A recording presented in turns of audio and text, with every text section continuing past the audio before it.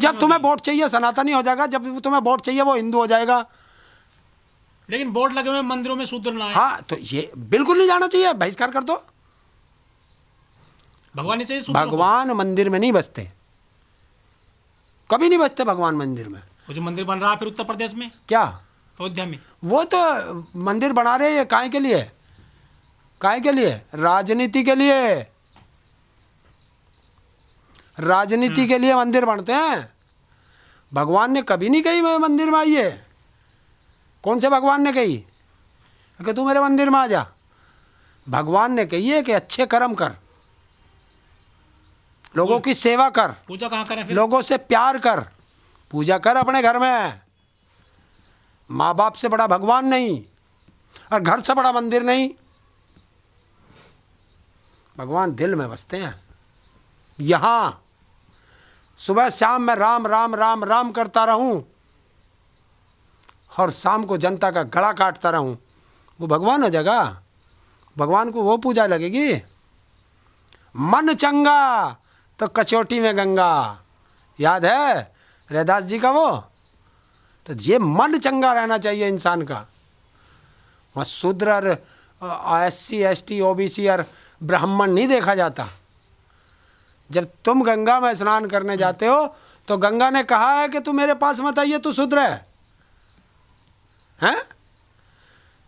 जब रामचंद्र जी वनवास में गए थे, सबरी ने तो बेर काट काट के खुलाए थे झूठे, तो राम ने तो वहाँ भेदभाव करा लिए।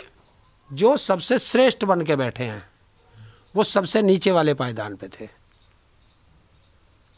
ब्राह्मणों के लिए बोल रहे हो आप ऐसा? हाँ, मैं कह रहा हूँ। देखिए, ब्राह्मणों का काम क्या था? भिक्षा मांगना। भिक्षा कौन मांगता है? अगर मैं ब्राह्मण हूँ और तुम शूद्र हो, मैं एक उदाहरण के तौर पे ले रहा हूँ, अगर मैं तुम्हारे घर भिक्षा मांगने जा रहा हूँ तो बड़े तुम हुए या मैं? बड़े तो तुम हुए। भिक्षा कहाँ मांगे, शिक्षा दे रहे हैं वो तो पूरे देश दुनिया को। कौन शिक्षा? ब्राह्मण। देखो, अब तुम किसी भी तरीके से रख लो, देश में जितने भी मांगने वाले भिक्षाम दे माई, भिक्षाम दे माई, तो ना किसी भी धर्म ग्रंथ में सुन ले, किसी भी जो धार्मिक पिक्चर आ रही है उनमें देख ले, भिक्षाम दे माई। तो भिक्षाम किससे मांग रहे हो? वो तो मंदिरों पे कब्जा करा बैठे हैं, बड़े बड़े दान पत्र ले रखे हैं उन्होंने। तो कब्जा, वो कहीं बच्चा नहीं मांग रहे आजकल। तो कब्जा करने वाले कौन हो? लुटेरे। उनमें गुण है, संस्कारी हैं वो ब्राह्मण। अच्छा, जो कब्जा कर ले, तो जो सबसे ज़्यादा कब्जा कर ले वो सबसे ज़्यादा गुणी, तो फिर तो भारत पे कब्जा करवाओगे तुम। ब्रह्म ज्ञान है ब्राह्मणों को, ब्रह्म ज्ञान है। क्यों? कहीं अलग जगह से पैदा हुए हैं? हाँ, मुख से पैदा हुए हैं ना ब्रह्म। कौन? ब्रह्मा के मुख से ब्राह्मण।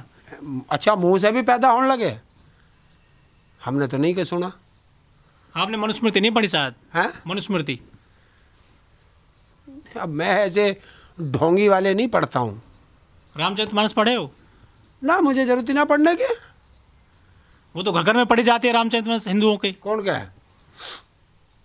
तुलसीदास ने लिखी है रामचरितमानस। देखिए, तुलसीदास एक कवि थे और ऐसा कोई हिंदुस्तान में आदमी नहीं है जिसने सब कवियों को पढ़ रखा हो।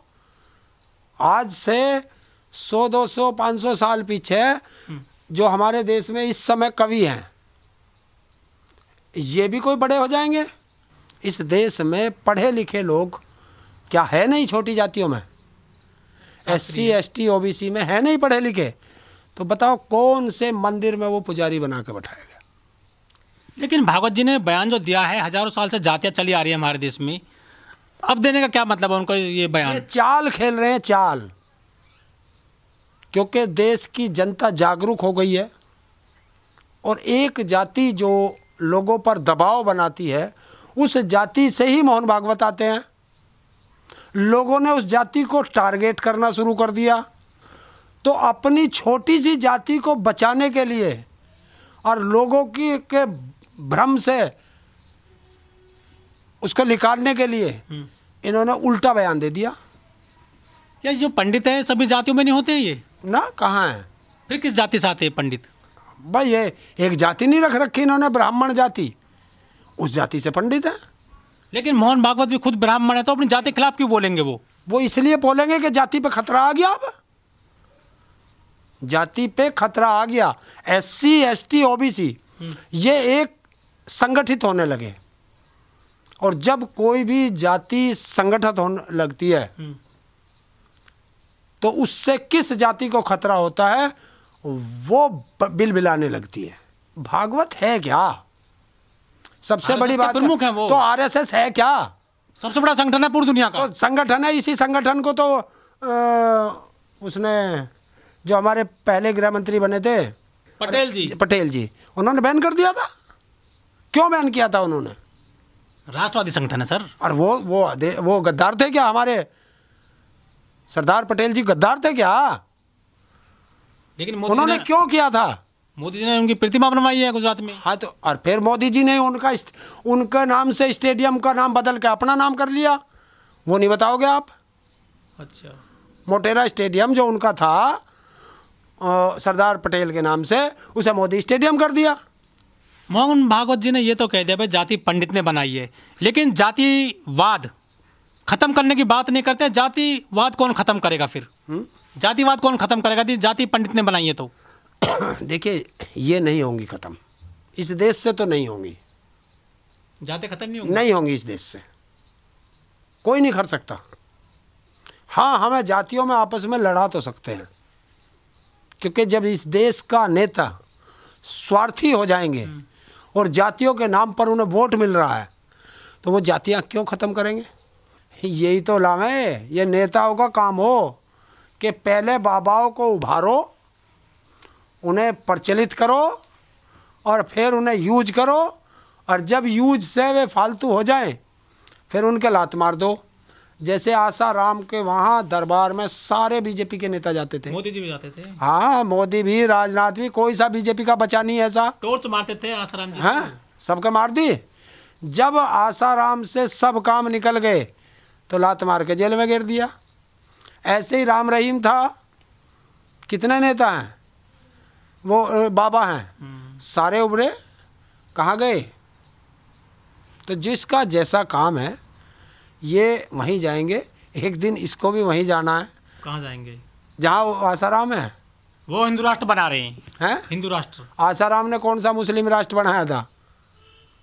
राम रहीम कौन सा मुस्लिम राष्ट्र बना रहा था? समर्थन में आ गए इनके लाखों लोग। और आसाराम और राम रहीम से ज़्यादा समर्थक आ गए। उनके कितने समर्थक थे? अंधभक्ति है, चलेगी, कुछ दिन चलेगी, क्योंकि जिसे तुम दलाल मीडिया कहते हो, भड़वा मीडिया कहते हो, वो उनके पीछे लग रहा। चलने दो। पुलवामा की बताता, गलवान घाटी में क्यों हमला हो गया उसे पहले से बता देता, और ये CBI और ED इनकी क्या ज़रूरत है? वो तो वहीं बैठा बता देगा, इसने घपला कर रखा। देखिए, बात शुद्र और उसकी नहीं है। गलत को गलत कहना अब ये लोग सीख गए हैं। अब जो जिन्हें ये छोटी जाति बताते हैं, SC ST OBC को, वो पढ़ लिख गए, बोलना सीख गए, समझना सीख गए, और ये इनके लिए घातक हो गया।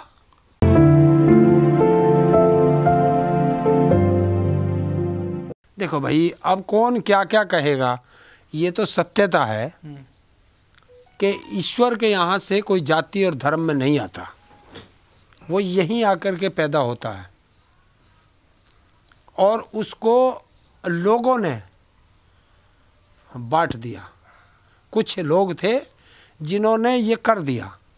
पहले वर्ण बनाए, फिर जाति में ले गए, और सब ने अपने जो बड़े बन गए, उन्होंने अपने अपने हिसाब से जनता को बांट दिया। अच्छा। हाँ। लेकिन लोग ये भी कहते हैं कि जो पंडित होता है वो किसी भी जात का हो सकता है, किसी भी धर्म का हो सकता है, जिसने जाति बनाई है। ये कौन कह रहा?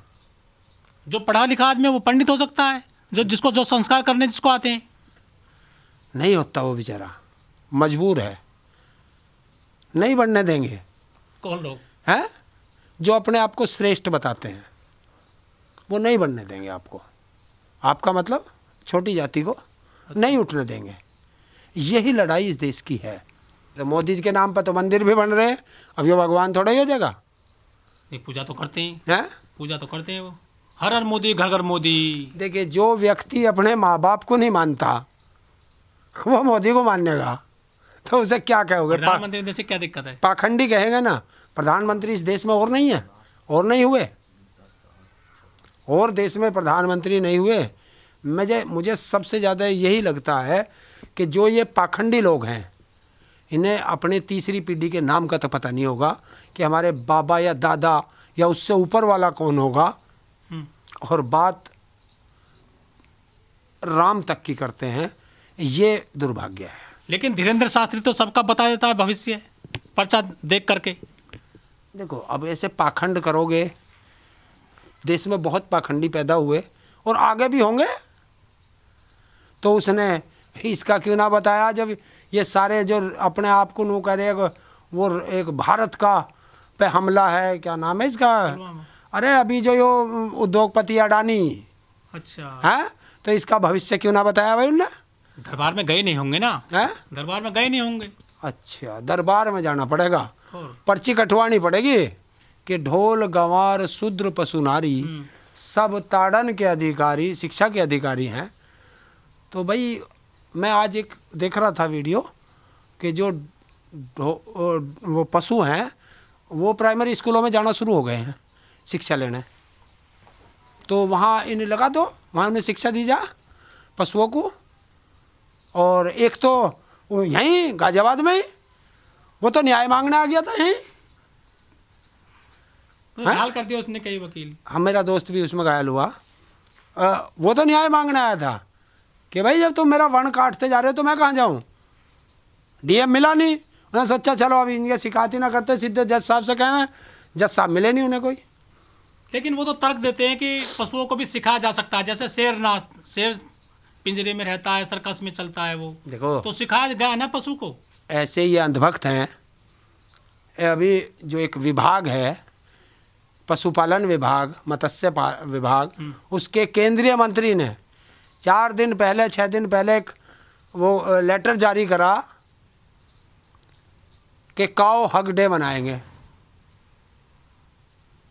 लेटर जारी हो गया, पूरे देश में फैल गया, अंधभक्त लग गए अपनी रोटी सेकना है क्योंकि उन्हें ड्यूटी पे लगा दिया। पूरे देश में जब उसकी थूथू हुई तो 4 दिन बाद उस विभाग ने ही उसी अधिकारी के हस्ताक्षर से वो लेटर और वो वापस ले लिया। तो इन्हें क्या कहोगे भाई? लेकिन गीता और अगर ये इतने गौ प्रेमी हैं, मैं कहता हूँ अच्छी बात है, अगर ये गौ भक्त हैं, गाय माता है, तो मुझे ये बताए बीजेपी के किस किस मंत्री की कोठी में गाय है, बीजेपी के किस किस अधिकारी के घर में गाय है। तो फिर ये आवारा क्यों घूम रही है? ये सब इसे गोद ले ले, और मंत्री 10 पाले, विधायक 5 पाले, और ये सारे पालेंगे तो ये सारी चली जाएंगी। और नहीं तो जोन से ना आदेश करे थे वो इनमें से कोई सी को हक करके देख लो गाय को, जो सींग कहाँ बढ़ेगा और कहाँ लिकड़ेगा ये उन्हें भी ना पता चला। फिर गंगा स्नान पे कोई इस तरीके से नहाने नहीं जाते कि मैं पवित्र होते हैं ना गंगा में। कौन कह रहा? कौन कह रहा? कथाओं में लिखा हुआ है। यही तो तुम ढोंग में पढ़ रहे हो, अंधविश्वास में। गंगा पे ये गढ़ गंगा का मेला लगता है हमारे यहाँ, लगता है। क्या था कि लोग उस समय आवागमन के साधन नहीं थे, तो ये एक मेला शुरू किया गया था कि यहाँ सब लोग आएंगे, और जो किसान मजदूर लोग होते थे वो अपनी फसल, गेहूं की फसल ये सब बो करके फ्री हो जाते थे। तो 1 हफ्ते के लिए वो पिकनिक मनाने यहाँ आते थे कि यहाँ रहेंगे, सब लोग मिल लेंगे आपस में, और यहीं बच्चों की शादी वगैरह तय हो जाती थी। ये काम था, ये इसलिए मेले लगते थे। सब लोग एक दूर दूर से आके एक जगह मिल लेते थे कि मैं तुम्हारे घर जाऊं, तुम मेरे घर आओ, उससे अच्छा एक जगह निश्चित होगी, वहाँ सब मिल लिए। और जिस तरीके से आपने यहाँ देखा होगा गाजीपुर पे 13 महीने जो आंदोलन चला, ये क्या था? ये भी तो इसी तरह था कि सब लोग आते थे। अब मैं ही हूँ, मुझे कितने लोग जानते हैं, वो यहाँ मिल लिए तो ठीक है, वरना फ़ोन पे अब बुलाते हैं, मैं कैसे जा पाऊँ? कहाँ इतने साधन है मेरे पास। एक मेला था। तो इससे सबको एक वो माना जाता है। इस तरीके से गंगा स्नान का मेला लगता था 1 हफ्ते का। मतलब गंगा जी पवित्र नहीं है फिर? ना पवित्र है, पवित्र की कोई बात नहीं है। पौराणिक कथाएं हैं, सत्यता असत्यता क्या है उस पर जाना, बहस करना है। तुम पवित्र मानते हो मानो जाओ, वो अपवित्र मानता है मानो जाओ, लेकिन तुम आपस में लड़ाते क्यों हो? तुम मानो या ना मानो, मानो तो मैं गंगा माँ हूं, एक गाना भी सुना तुमने, मानो तो मैं गंगा माँ हूं, ना मानो तो बहता पानी हूं। अब इसमें लड़ाई क्या करना? तुम गंगा माँ कहते रहो, दूसरा उसे नदी कहता रहे, जो भी कह रहा कहने दो, तुम लड़ो मत। मोदी जी ने भी कहा मुझे गंगा माँ ने बुलाया है, और वो गंगा माँ के दौरे जाता नहीं। बीजेपी वाले धर्म से क्यों जोड़ देते हैं चीज़ों को? हमारे हिंदुस्तान में क्या है कि धर्म एक बहुत बड़ी चीज़ है। यहाँ धर्म के हर इंसान धर्म को मानता है, क्योंकि विभिन्न धर्म है ना हमारे यहाँ, अलग अलग धर्म है, तो सब अपने अपने धर्मों से बहुत प्यार करते हैं। और जब भी कोई ये राजनेता बहुत तेज होते हैं, ये क्या सोचते हैं कि बस जब भी इनको अपनी तरफ करना हो या दूसरे से लड़ाना हो तो इन्हें धर्म के नाम पे लड़ा दो, एकदम लड़ जाएगा। तुम्हें रोटी मिले ना मिले, तुम्हारे घर में कुछ हो या ना हो, तुम्हें अगर धर्म पे किसी ने बात कर दी तो तुम एकदम लड़ने के लिए तैयार पहुंच जाओगे। क्यों? कि शिक्षा का अभाव है, जानकारी नहीं है, और शिक्षा यहाँ देना नहीं चाहता कोई। आपने देखा होगा नेताओं के बेटे कभी हिंदुस्तान में नहीं पढ़ते, वो सब विदेशों में पढ़ते हैं, और हिंदुस्तान में पढ़ेंगे तो बड़े बड़े स्कूलों में पढ़ेंगे जहाँ हम और आप कभी फीस नहीं दे सकते। गरीब का बच्चा प्राइमरी स्कूल में जाएगा, प्राइमरी स्कूल में या तो मास्टर नहीं या वहाँ किताब नहीं, तो वो पढ़ेगा कैसे? जब वो पढ़ेगा नहीं तो उसे वो ज्ञान, सांसारिक ज्ञान होगा नहीं, सांसारिक ज्ञान होगा नहीं तो वो धर्म के नाम पे लड़ता रहेगा। और वही सब नेताओं को चाहिए कि यहाँ की जनता धर्म के नाम पे लड़ती रहे, हमारी राजनीतिक रोटियाँ सीखती रहे और हमारी सरकार चलती रहे।